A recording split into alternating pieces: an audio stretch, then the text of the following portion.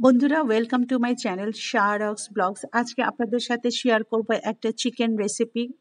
Chicken রেসিপিটার নাম হচ্ছে গো বাও রাও। এটা হচ্ছে নর্থ ইস্টার্ন চাইনিজ একটা রেসিপি। বেসিক্যালি রেসিপিটা আমার মেয়ে এবং তার বন্ধু দুজন মিলে রেসিপিটা করেছে।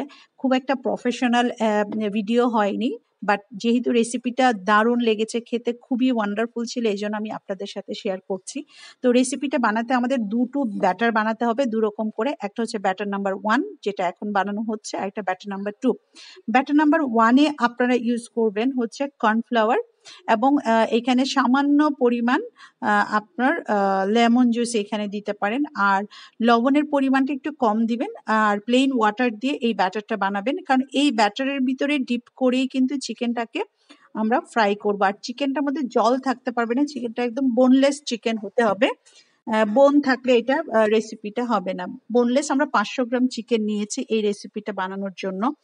আর বাচ্চারা অ্যাকচুয়ালি আজকাল পড়ালেখায় এত বিজি থাকে যে মানে কুকিং এ ধরুন মাকে অ্যাসিস্ট করতে পারে না। তো যেহেতু এখন স্কুল ছুটি চলছে, সেই জন্য তারা মানে একটু নিজেরা একটু রান্না করে খাওয়াচ্ছে, রান্না করে মানে কি টেস্টি রেসিপি। আর আমরা চিকেনটাকে এখন মেরিনেট করছি। মেরিনেট করার জন্য আমরা ইউজ করছি গোলমরিচের গুঁড়া 1 টেবিল চামচ, আর আমরা দিয়ে দিচ্ছি 1 টেবিল চামচ হচ্ছে লেমন জুস। আর লেমন জুস যদি আপনার না থাকে ভিনেগার ইউজ করতে পারেন, তবে ভিনেগারটা কম পরিমাণে ইউজ করতে হবে, কারণ ভিনেগার যদি বেশি ইউজ করেন তাহলে হচ্ছে চিকেনটা নরম হয়ে যাবে, এবং চিকেনটা যখন আপনি ফ্রাই করবেন লেগে যাবে আর ক্রিস্পি হবে না। আর পরিমাণ মতো লবণ, তবে লবণটা কম দিবেন, কারণ লবণটা আমরা 3 জায়গায় ইউজ করছি, ব্যাটার নাম্বার 1, ব্যাটার নাম্বার 2 এবং চিকেনে। সেই জন্য লবণটা পরিমাণ মতো দিতে হবে, অল্প অল্প করে দিতে হবে। ফাইনালি টেস্ট করে দেখতে হবে লবণটা কেমন। তো চিকেনটা এমনভাবে মেরিনেট করবেন যেন প্রত্যেকটা চিকেনের গায়ে গোলমরিচের গুঁড়াটা খুব ভালো করে লেগে যায়, লবণটা সহ যাতে মিক্স আপটা যাতে খুব ভালো হয় সেই দিকে খেয়াল রাখতে হবে। মেরিনেট করে চিকেনটা আমরা একটু সরিয়ে রাখলাম কিছুক্ষণ। এখন আমরা বানাবো ব্যাটার নাম্বার 2। আর ব্যাটার নাম্বার 2-র মধ্যে কর্নফ্লাওয়ার, সামান্য পরিমাণ ভিনেগার, আর হচ্ছে আপনার একটু চিলি সস। তো চিলি সসের সাথে আমরা একটু সামান্য পরিমাণ লবণ ইউজ করে এই ব্যাটারটা বানাবো। আর এই ব্যাটারটা হচ্ছে একটু লাইট ব্যাটার হবে, কারণ এই ব্যাটারটা দিয়ে আমি ফাইনাল যে সসটা হবে, যেই সসটা দিয়ে আমরা চিকেনটা খাবো সেই সসটা বানানো হবে। তো এই ব্যাটারটা যখন বানাবেন বেশ খেয়াল রাখতে হবে, এটা ঠিক হলে ওটা বেশি একটা ভালো হবে না, কারণ এটাকে আবার বয়েল করব আমরা। তো বন্ধুরা, আপনারা আপনাদের ঘরে যদি বাচ্চারা থাকে ওদেরকে বলতে পারেন মাঝে মাঝে এই রেসিপিটা বানাতে। রেসিপিটা কিন্তু দারুণ খেতে, এত অসাধারণ হয়েছে, আমি রিয়েলি সারপ্রাইজড। আমি বানালে হয়তো এত ভালো হতো না, বাট আমার মেয়ে এবং ওর বন্ধু মিলে বানিয়েছে, খুব দারুণ হয়েছে। আর এই আমরা এখন তেলটাকে বেশ গরম করে বেশ গরম করতে হবে কিন্তু তেলটা, এর মধ্যে আমরা চিকেনটা ফ্রাই করে নিব। এবং চিকেনটা ফ্রাই করার সময় খেয়াল রাখতে হবে চিকেনটা কিন্তু ডিপ ফ্রাই হবে, এবং যখন একটা গোল্ডেন ব্রাউন কালার হবে তখন চিকেনগুলোকে নামাবেন। আর চিকেনগুলো এইদিকে ফ্রাই হতে হতে আমরা আরেকটা চুলায় আমরা আরেকটা প্যান বসিয়ে দিচ্ছি। সেখানে তেলটা অল্প পরিমাণ গরম করে সেই তেলে আমরা সসটাকে রেডি করে নিব।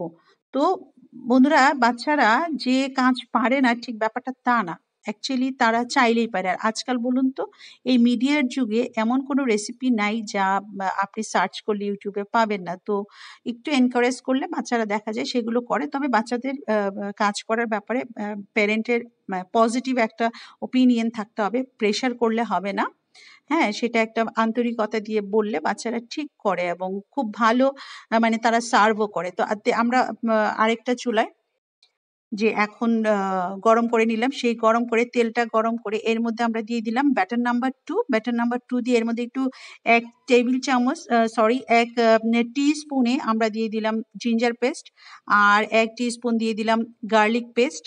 দিয়ে আমরা এটাতে ওই ব্যাটার নাম্বার 2টা দিয়ে আর একটু দিয়ে দিয়েছি ক্যাপসিকাম। আপনারা চাইলে না এখানে গাজর ইউজ করতে পারেন, গাজরটাও কিন্তু খুব ভালো যায় এবং লুকটা খুব ভালো আসে।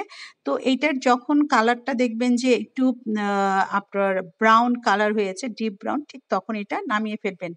আর আপনারা চাইলে না টমেটো কেচাপটা ইউজ করতে পারেন পরিমাণ মতো। তো এটা রান্না করার পরে মেয়েই সার্ভ করে সবাইকে খাওয়ালো, তার বন্ধুরা, তার আন্টিকে, আমাকে, আমাদের সবাইকে আমরা খুব এনজয় করলাম। এত টেস্টি একটা রেসিপি হয়েছে, নামটা যাই হোক, গৌ বাও রাও বা চিকেন, স্পেশালি একটা চিকেন ফ্রাই রেসিপি, দারুণ হয়েছে, ক্রিস্পি চিকেন ছিল এটা। তো আমরা খাওয়ার সময় মনে হলো যে আরেকটু কেচাপ দিলে আরো অনেক বেশি টেস্টি লাগবে। তারপরে মেয়ে আরেকটু কেচাপ মিক্স করে নিল সসটার সাথে, মিক্স করে তখন আমরা সবাই খুব ডেলিশিয়াসলি এনজয় করলাম।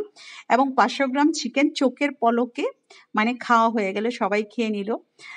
দারুণ, আপনারা টেস্ট করতে পারেন রেসিপিটা। আর আমাদের এই ভিডিওটা যদি ভালো লাগে please subscribe my channel, like share and comment. Thank you.